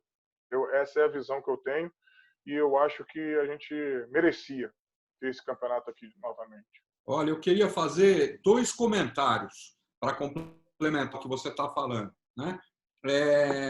Nesse domingo passado, eu estava assistindo na televisão aquele programa The Four, que é aquele programa de calouro, da Xuxa, né? Ô, Messi, só para falar rapidinho, quem ganhou a primeira etapa lá, que foi o Ivan, é aluno da Almeida, hein? Então veja só, né? Quanto talento em cima de gente que a gente nunca viu, em cima de gente que a gente não tem nem ideia de que está aí no palco, no certame, né? Cantam uma barbaridade. E, no entanto, quem faz sucesso é uma meia dúzia de nego aí que está cantando uma música que a gente não entende, uma letra absurda, um negócio. Esse faz muito sucesso. Isso, se você transportar para o jiu-jitsu, nós vamos ter o resultado desse mundial. Gente que a gente não vê no dia a dia, nos tatames, né, por falta de condição, por falta de opção, né, que com certeza estaria dando muito trabalho lá para Bochecha, estaria dando lá muito trabalho para Leandro Ló, tenho certeza absoluta. Por outro lado, eu digo também que o brasileiro é um ser que precisa ser estudado pela NASA, porque quando as oportunidades aparecem, os negros parecem que enlouquecem. Houve uma época em que eu tinha um trânsito maravilhoso dentro do consulado americano. Eu era um dos poucos caras que entrava junto com os atletas para emissão de visto no consulado. Eu conseguia coisas, reversão de visto negado. Eu chegava lá, conversava e falava, olha, é uma delegação de atletas do jiu-jitsu que está disputando um campeonato pan-americano, que está disputando um campeonato mundial, né? Eles precisam ir lá ganhar essa medalha, eles precisam ir lá competir. E cheguei algumas vezes a chantagear, quando negavam o visto de um atleta, e falava, olha, o que vocês estão querendo? Vocês estão querendo que algum americano ganhe? Porque, com certeza, esse menino que você negou é uma das nossas medalhas. O cara ia lá e tal e acabava revertendo o visto desse menino. Hoje, o Bochecha está nos Estados Unidos porque ele foi comigo no consulado tirar o visto para ir para os Estados Unidos. Pergunta isso para ele e vê se não é verdade. E muitos outros foram para os Estados Unidos com o visto que a Federação Paulista conseguiu dentro do consulado. Vocês sabem o que fizeram? Um atleta falsificou uma carta minha, falsificou minha assinatura e mandou para o consulado. Eu fui chamado pelo setor de fraude do consulado, né? E naquele campeonato pan-americano daquele ano, os atletas foram e eles retiveram o meu passaporte e eu não fui. Os atletas foram e eu fiquei aqui travado. Acreditavam que alguém da nossa comunidade pudesse falsificar um papel pedindo um visto no consulado americano. O consulado americano tinha acesso ao meu arquivo de dados dentro do computador. E esse atleta não estava registrado, esse praticante de jiu-jitsu não estava registrado no nosso cadastro de lutadores, né? E eles me chamaram, dizendo, olha, entramos no seu arquivo e esse atleta aqui, ele não está cadastrado. Como é que ele está solicitando uma carta com a sua assinatura? Eu falei, mas escuta, essa carta aí é falsa, não fui eu que fiz. Eles não entendem isso. Eles não conseguem compreender que alguém possa falsificar uma carta do presidente da federação. E aí, acabou, velho. Nunca mais eu tive acesso ao consulado americano. Nós fomos cortados. Ô, Messi, meu aluno foi reprovado lá, então, porque a gente mandou uma carta da federação, hein? Não mando mais a carta do senhor lá. Hoje, se você não falar na federação, então é capaz de você ter mais sucesso. Antigamente, eu tinha livre acesso ao cônsul. Eu chegava lá e conversava com o cônsul. Hoje, velho, se eu passar lá na porta, é capaz deles meterem fogo em mim, pô. É. E a gente tem triste, né? no, assim, o brasileiro, de uma maneira geral, né, não consegue pensar, porque tem o Messi Baraona falando assim, puta, seria muito legal. Pô, mas faz o campeonato aqui, o cara não vai, é o próprio cara que depreda o campeonato, é o próprio cara que fala mal, né? E isso é um assunto que nós vamos trazer amanhã no de regras, né? Porque nós vamos lá no Rio de Janeiro, a gente enche o saco, quando é brasileiro de equipes, a gente enche o saco da GFT, a gente enche o saco da Nova União, vai lá Bom brincar, pra vai lá. caramba. Pô, nós fomos terceiro no Rio de Janeiro, né? Entre o Rio Oi. de Janeiro, nós somos a terceira melhor equipe do Rio, pô. Estamos arrebentando, estamos com tudo, né? Então, Não. assim, Isso só é que. porque eles são meus queridinhos aqui, a gente abre essa colher de chá. Então, mas é Eles são porque, meus assim. queridinhos aqui, mestre. Oh, é uma honra sempre estar com vocês lá. Aqui é um campeonato muito gostoso, né? Brasileiro de equipes. Mas, assim, dizendo que a gente vai ali e fala no intuito de crescer, né? E quando você se junta ali do lado de uma equipe que é a GF Team, aí quando a gente está junto com a Federação Paulista, a gente sente que nós estamos tudo no mundo no mesmo barco para crescer, né? O crescimento do esporte, fomentar o nosso esporte. Estamos crescendo, estamos brigando ali ombro a ombro, pô, mas nunca passa daquilo ali, né? Porque nós estamos trabalhando para o nosso esporte crescer. E eu queria perguntar para vocês, para a gente encerrar aqui, que já estamos com 1h30 de programa, queria perguntar para vocês como é que vocês veem o jiu-jitsu, o crescimento do jiu-jitsu hoje, né, e para os próximos 10 anos. Qual que é a visão de vocês que vocês enxergam o jiu-jitsu?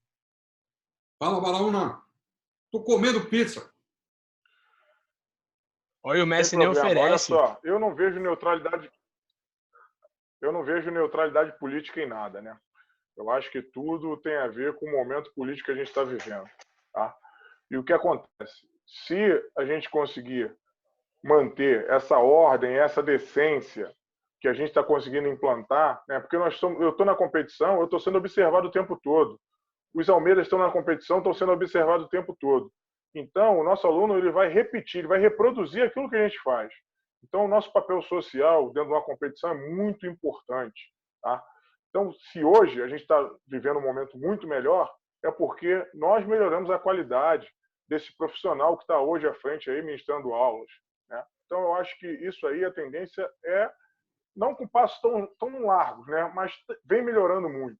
Tá? Então, acho que isso é uma responsabilidade nossa, tá? Porque eu vejo lá, os seus garotos eles vão para a arquibancada, eles fazem uma bagunça, uma bagunça que eu falo, mas é uma bagunça gostosa, né? Faz aquela algazarra lá, meu irmão.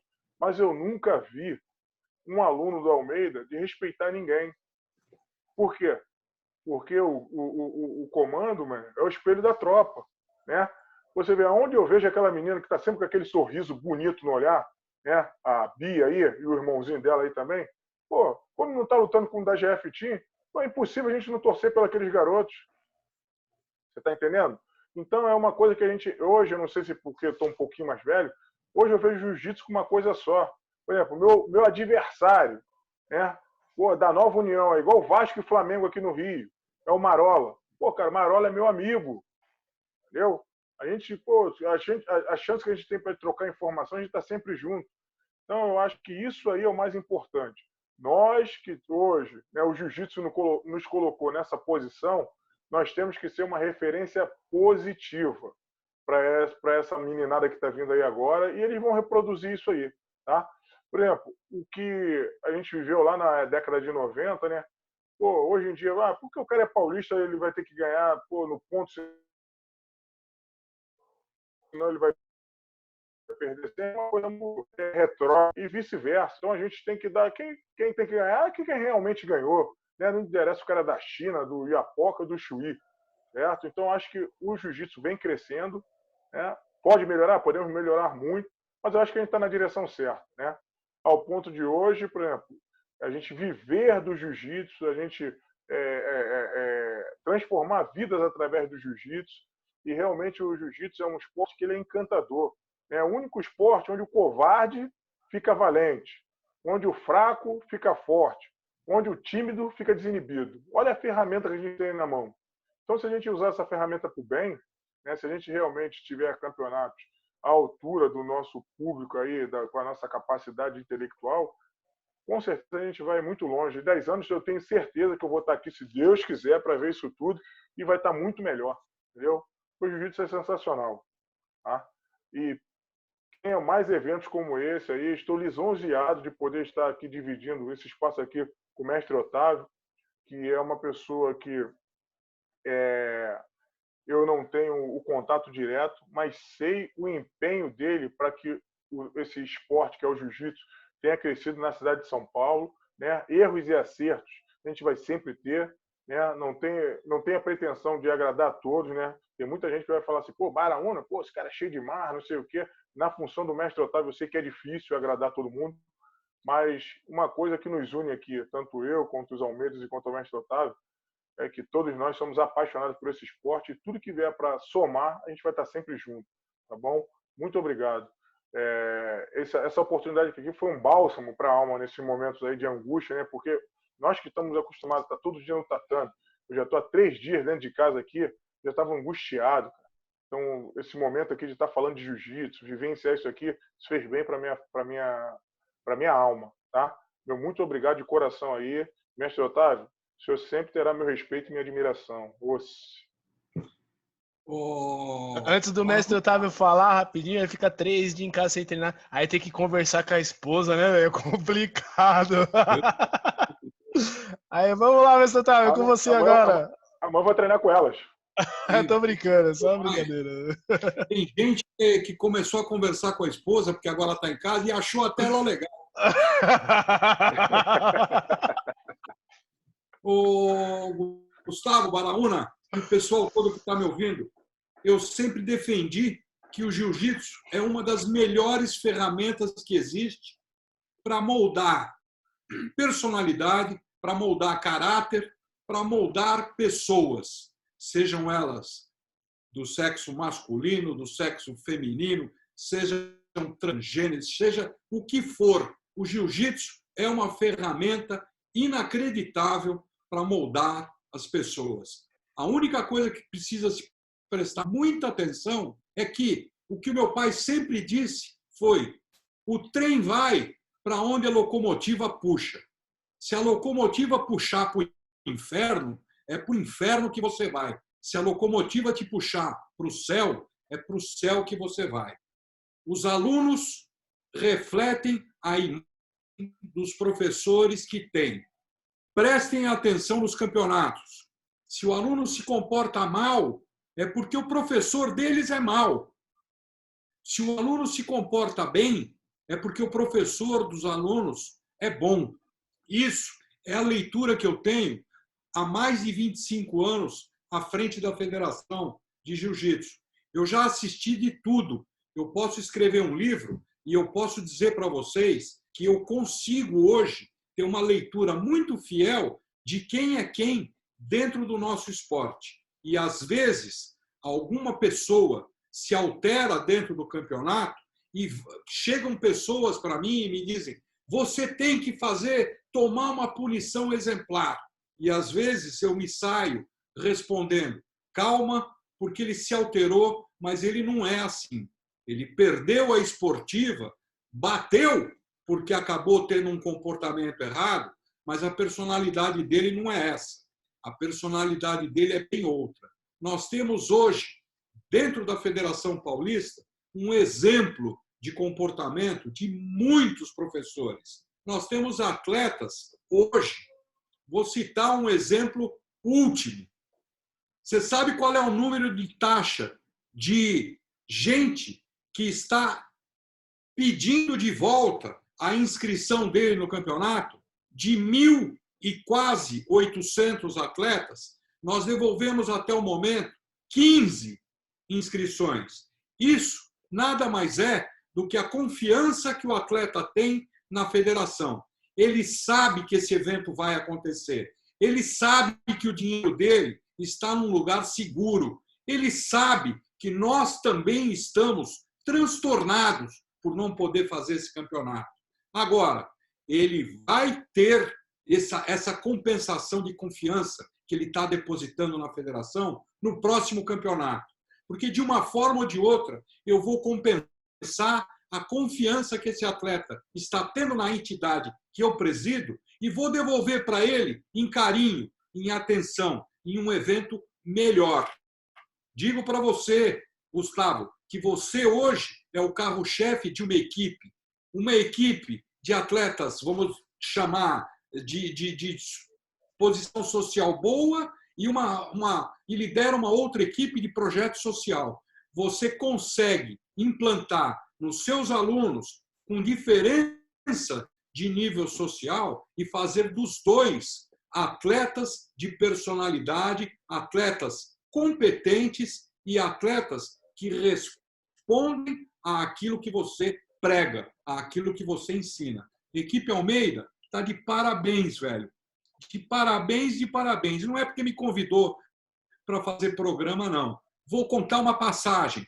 Agora, no Campeonato Europeu, né, eu ainda perguntei para o Fred, com quem você treinou lá antes?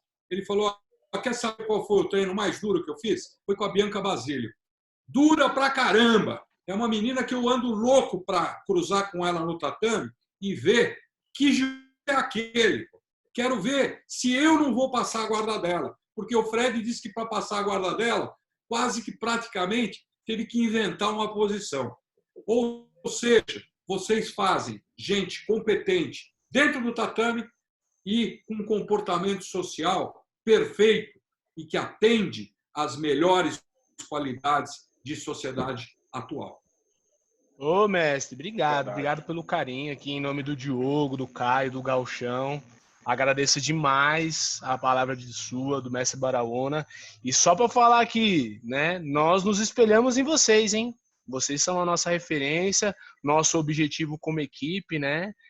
Tantas outras equipes também, a Aliança, a G13, o Mestre Barbosa, a Bonsai, são entre tantas outras. Me perdoe se eu não quis falar nome de equipe, né? Que passaram na nossa vida, assim, e vêm contribuindo com a gente grandemente, né? Vocês são a nossa referência aí de equipe. Vocês são maravilhosos. Galera, ó, perdoe se eu faltar alguma, mas pessoal da Evolution Team, Almeida, Auá, mas de vários lugares, Jeff Team de vários lugares, Grace, Ryan Grace, Edson Ribeiro, o Reinaldo Jabar também, várias pessoas top aí participando, Mestre Pita, Claudiono Cardoso, meus irmãos, uma galera maravilhosa participando, somando com a gente aqui, contribuindo. Galera, me perdoa, não consegui dar vazão para as perguntas aqui. Me perdoa, não deu tempo de dar vazão para as perguntas aqui. Já estamos com quase 2 horas de programa e dependendo do barulho que vocês fizerem na internet, a gente pode fazer a história do jiu-jitsu, a revanche. Né? Fechado!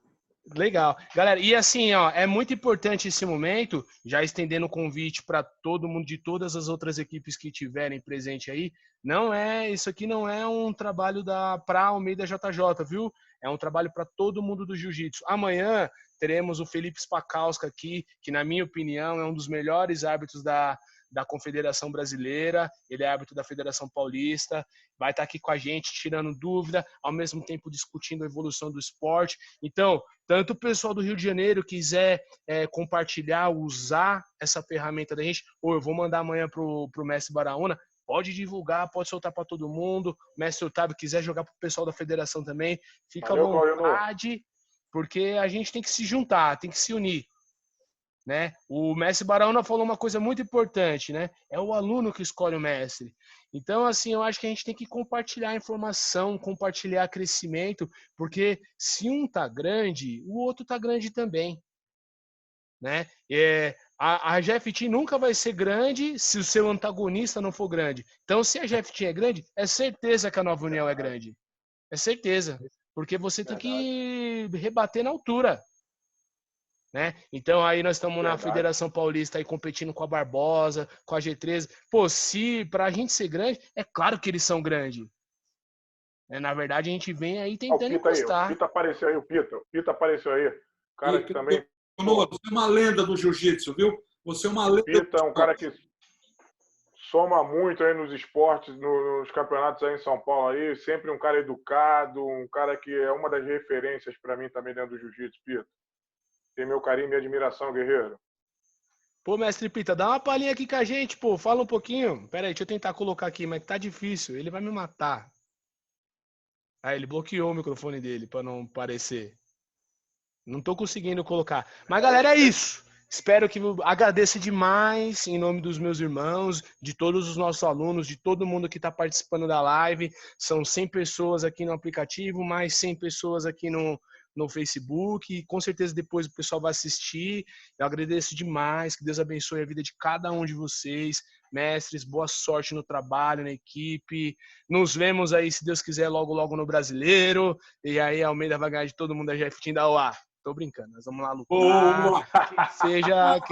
Que sejam lutas justas, lutas boas. Pode falar, eu gostei mestre. daquela torcida. O Fred é Almeida. Aí, isso que é gostoso. E vamos lançar no Brasileiro de Equipes que o Baraúna é Almeida, hein? Se prepara. Baraúna. Não. Pera aí, rapaz. Aí tu me quebra. Não, quebra nada. Baraúna, você é meu convidado especial no próximo campeonato para vir somar aqui com a gente, hein? Olha que legal. Valeu. Obrigado, mestre. Ótimo. Pô. Tamo junto aí. Ótimo. Tá? Ficar feliz se você vier prestigiar. Galera, estão todos convidados para amanhã. Vou sim. Estão todos convidados para amanhã. Vamos chegar junto. Mestre Otávio, Baraúna, se despeçam da galera. Última palavra, que eu vou cancelar a live aqui.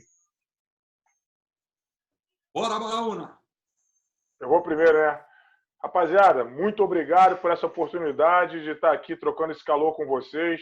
Realmente foi sensacional a iniciativa aí dos Almeidas, dividir esse espaço aí com o mestre. Fiquei lisonjeado de estar aí junto com o senhor. E é isso aí, GFT não para. Osso, quando estiver no Rio, CTVE é a casa de vocês, toca do gorila. Osso. Moçada, muito obrigado aí pela paciência, muito obrigado pelos ouvidos todos dessas histórias todas. E principalmente, se cuidem com essa história desse coronavírus aí. Se cuidem. Não somos mais do que ninguém. Nós somos exatamente iguais e corremos risco iguais. Nosso esporte é de contato. É um esporte perigoso para essa propagação de vírus. Então, se cuidem. Usem o tempo de vocês para fazer bastante ginástica, para fazer bastante drill individual. Boa sorte para todo mundo e obrigado. Galera, brigadão, foi uma honra estar aqui com essas feras, com essas lendas do esporte. E amanhã tamo junto aí, amanhã tem mais. Obrigado, que Deus abençoe o descanso de vocês. Parafraseando o mestre Otávio, se cuidem, é dia de ficar em casa, é dia de estar junto aí. Flor, eu te amo, viu? Tava brincando lá, viu? Os Almeida, é tudo da hora. Galera, fica com Deus. Tchau, tchau. Valeu, galera. Peraí que eu tô tentando desligar aqui. Será que eu consegui?